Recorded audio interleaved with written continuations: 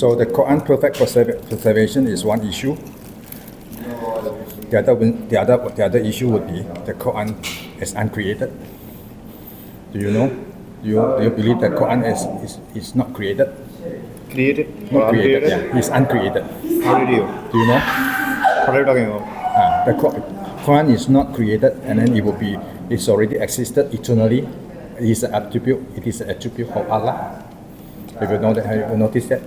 No, I don't know that. Oh, okay. You have to study more. I think you have to study more. Yeah, of course. Yeah, because they said the Islamic scholars say that the Quran is uncreated, and then it is an attribute of Allah. It is co-assistant. It is not Allah. Quran is not Allah. He is a co-assistant with Allah. He's one of the attributes of Allah. So now the problem will come is how many God that you have. If you have two uncreated, you have Allah uncreated, right? You have the Quran uncreated. So you have two uncreated issue of your belief system. So because your belief system say that you believe in one God, it is not separable, one God. So Allah is the one that you believe on. But then the Quran comes in to jump into the equation. Now since the Quran is uncreated, so it becomes a separate entity with the assistance of Allah. Even though you say that it is attribute of Allah, but then it is uncreated. Since it is uncreated, that means his assistance does not depend on Allah. Right? So that means you have two uncreated beings.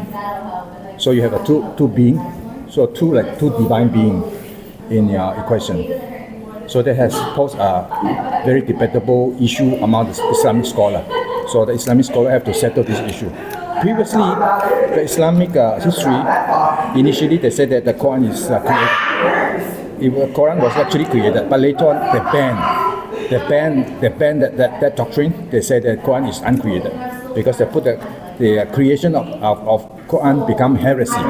So you can never say that Quran is created. So they now believe on the general Muslim circle, you believe the Quran is uncreated. But then you run into an issue of the number of God that you believe in. There's always a mystery in among the Islamic belief. Take notice about it. So you are going to search this answer.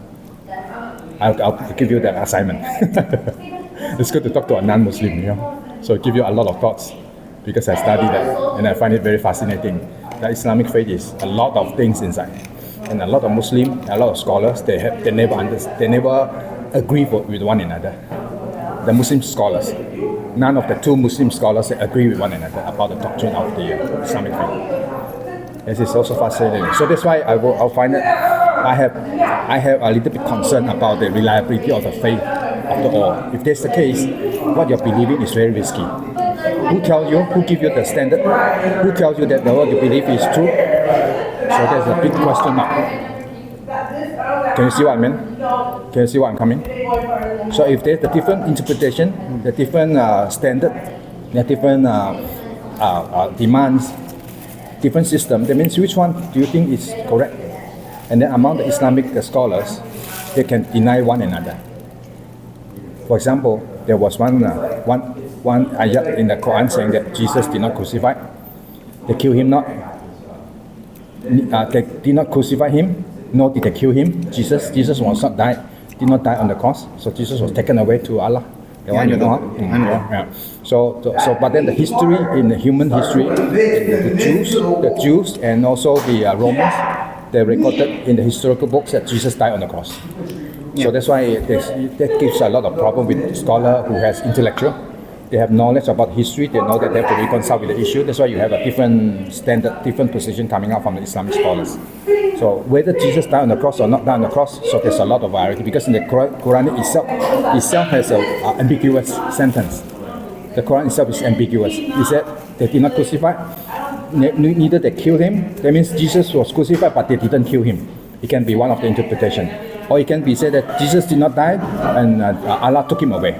Or it can be said that Jesus died on the cross, but they killed him not because he was resurrected from the dead. It can be in that way. So that's why we have at least two Muslim scholars. One is called Shabi Ali.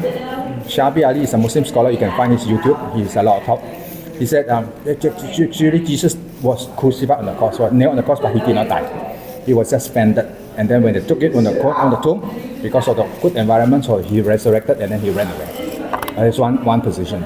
The second position is called the Imam Hussein. Imam Hussein went so far as saying that Jesus was really crucified, died on the cross, and he really buried on the ground, and then he resurrected on the third day.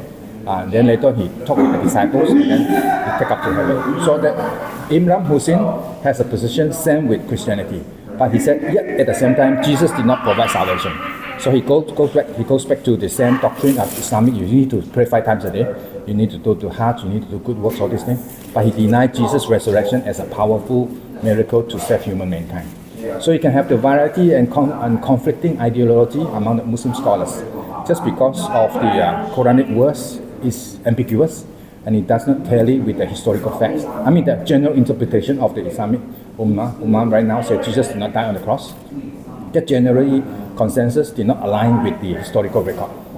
That's why there's a burden for the Islamic scholar need to reconcile. So since you are a university student, you need to reconcile the same issue. So what your beliefs have to be tally, have to be consistent with the historical, common, agreeable facts. I mean, Jesus died on the cross. Jesus' resurrection is another issue, but his death on the cross is a fact of mostly agreeable by the scholars. Even those who is again attacking Christianity, they cannot deny that Jesus died on the cross. But only the issue is whether resurrection from the dead, whether he proved himself as God or not, that would be a separate issue. They will not agree. Like historical evidence, like Jewish and the Romans, they will not agree that Jesus is God. They will not agree on that. But his dying, the event of dying on the cross, that will not deny. But the Quran denies. The Quran denies that issue. So that you need to face it, whether the Quran is reliable or not.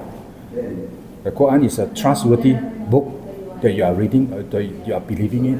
That will be a big issue for you because you put your whole entire life into the Quran. You can research it. Don't trust my word only. Don't just trust my word. You research the issue. And because when I researched, I discovered that there's a lot of discrepancy. Of course, Christianity also have their own set of problems, set of issues. But the set of issue or problems will not be the same like the Quran, like the Islam issue. It's different set. So, but the Islamic faith you have to believe on the faith in knowing all the historical evidence.